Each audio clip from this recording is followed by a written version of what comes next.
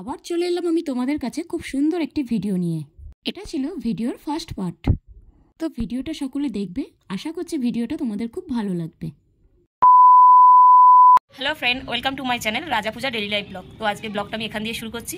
বাড়ির সব থেকে ছোট সদস্য মানে আমার ভাইপো, তার আজকে ফটোশ্যুট আছে। তো ফটোশ্যুটটা কিভাবে হচ্ছে বা কিভাবে ক্রিয়েট করেছি আমরা, তো সমস্ত কিছু তোমাদের সাথে শেয়ার করব। তো সবাইকে জানাই একটু ভিডিওটা স্কিপ না করে পুরো সাথে থাকো। তো চলো তোমাদের দেখাই। এই যে এখানে এখন ডান্সিং প্র্যাকটিস করা হচ্ছে। এই যে এটা হলো আমার ওই বোনটা যাকে তোমরা বিয়েতে দেখেছিলে, পায়েল। এটা হলো আমার ভাইপো আর আজকে এরই ফটোশ্যুট। তো আমাদের বাড়ির সব থেকে ছোট সদস্য ছিল আমার ভাইপো, আর ওর ফটোশ্যুটটা আমরা খুব মজা করেই করেছি। তো কিভাবে আমরা মজা করেছি আর ফটোশ্যুটটা কিভাবে করেছি সেটাই তোমাদের সাথে একটা ছোট্ট ক্লিপসের মাধ্যমে তুলে ধরেছি। এই ফটোশ্যুটে আমরা পিসিরা মিলে খুব সুন্দর সুন্দর কিছু কথা বলেছি, আর কি কি কথা বলেছি সেগুলো তোমরা নিজে কানেই শুনে নাও। ও যখন এসেছিল একদম এইটুখানি ছিল, সবাই ভয় পেতাম ওকে। মানে আমি বাড়ি চলে গেলে তো আমি মানে ওর জন্য আমার মনটা একদম ছটফট করে, মানে খুব কষ্ট হয়। আর তুই এলেও তোকে দেখে হাসি। তুমি যখন এসেছিল তখন সবাইকে অদৃষ্ট করে দিয়েছিল, যেমন সারাটা রাত জেগেছে। হসপিটাল থেকে আসার পর সারা রাত জেগেছিল। আমরা ভেবেছিলাম যে প্রতিদিন এইভাবে সারা রাত জাগবে, কিন্তু না। তখন ছোট থেকে এসছে, তখন আমি ওর কাছে শুতাম, সব থেকে এটা বড় কথা। আর এটাই হলো যে আমার কাছে নিয়ে আমার বালিশ ওকে শোয়া। এখন এই যে শ্বশুর বাড়ি চলে যাচ্ছে, আমার আমি ওর কাছে শুই। এখন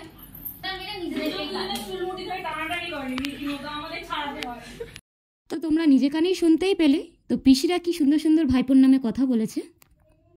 আর হ্যাঁ, এগুলো কোনো শিখিয়ে দেওয়া কথা না বা স্ক্রিপ্টেড কোনো কথা না, এইগুলো ছোটবেলা ভাইপো যা যা করতো সেইগুলোই আমরা তোমাদের কাছে তুলে ধরেছি।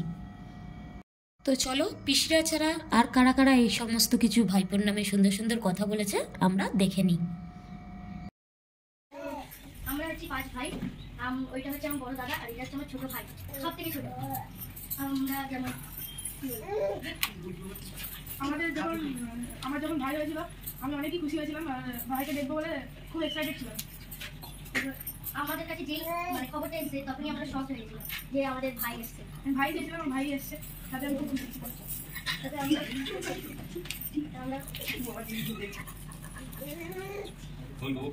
আমাদের এটা সব থেকে ছোট বাড়ির মেম্বার।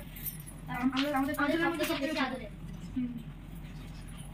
যখন আমার ভাই মানে আমার ভাই এটা, তখন আমার এর মতো হয়েছিল, মানে যেই এসেছিল খবরটা।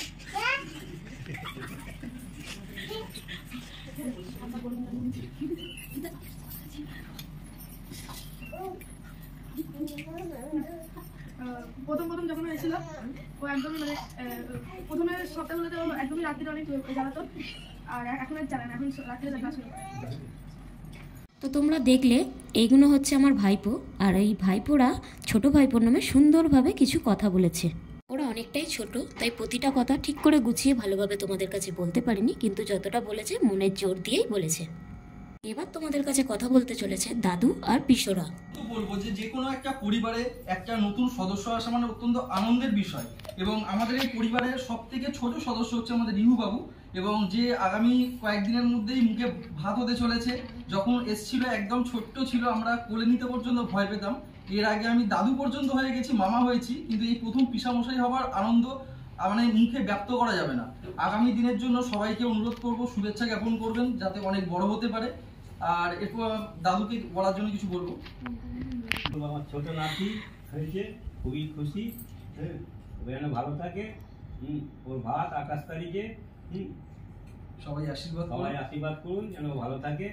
ছোট বাচ্চা, আমি তো এসে দেখলাম ছোট বাচ্চা, তখন একে কোলে নিতেও ভয় পাই, আর এমনি খুবই ভালো লাগে। আর এত শান্তশিষ্ট, একে রেখে দিয়েছি অনেকক্ষণ ধরে, তো কিন্তু কান্নাকাটি নেই। আর এত ভালো লাগে, যেই কোলে নিই তার কাছে চলে যাবে ঠিক। এই পরিবারের ছোট্ট সদস্য, এর শুভকামনা করি। এর মুখে ভাত 28 তারিখে, সবাই আনন্দ করুক, মুখে ভাত যেন ভালো হয়। 30 তারিখে সবার নিমন্ত্রণ। রিহুবাবুর আমি মেজর পিসমশাই। 28 তারিখে রিহুবাবুর মুখে ভাত, আশীর্বাদ করি আরো বড় হয়, সুস্থ থাকে, সুবল থাকে, বড় হয়ে একজন বড় মানুষ হয়, আশীর্বাদ করি। এখন এবার দিদাদের ইন্টারভিউ হবে, দিদারা কি বলে। এ হচ্ছে জেম্মা, এ হচ্ছে একটা ঠাম্মি, ছোট ঠাম্মি, মা একটু হ্যালো করে দাও মা।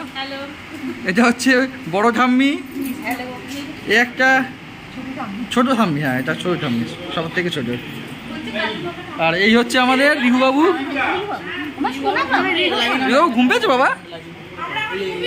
মাকে আগে বলতে হবে, তোমাকে বলতে হবে যখন হয়েছে তখন আমি কিছু জানতে পারিনি, পরে জানতে পেরেছি যে আমার ন্যাপলা হয়েছে। আমার ট্যাবলার শখ ছিল না, না একটাই দিয়ে গলা শুকিয়ে গেলে থামস আপ দেওয়া হবে, ঠিক আছে? তোমরা সকলে দেখতেই পেলে আমার বর মধ্যিখানে কীরকম মজা করছিল সকলের সাথে, কারণ সবাই যে কথাগুলো বলবে সেইগুলো একটু ঘাবড়ে যাচ্ছিল বা কি বলবে সেটাই চিন্তা করছিল। তো ওইগুলো যাতে না করে তার জন্য আমার বর কিছুটা হাসানোর চেষ্টা করছিল। তো এখানে ভাইপোকে রান্নার একটা শ্যুট করানো হচ্ছিল। যেহেতু শ্যুটটা অনেকটাই বড় ছিল তাই ভাইপো মধ্যিখানে ক্লান্ত হয়ে গেছিল আর ও ঘুমিয়েও পড়েছিল। তো ঘুমিয়ে পড়ার পর এরকম মেকআপের একটা শ্যুট করানো হয়েছে। ও যেহেতু ঘুমোচ্ছিল মেকআপের সব জিনিসপত্র দিয়ে ওকে একটা সুন্দরভাবে শ্যুট করানোর চেষ্টা করেছিল।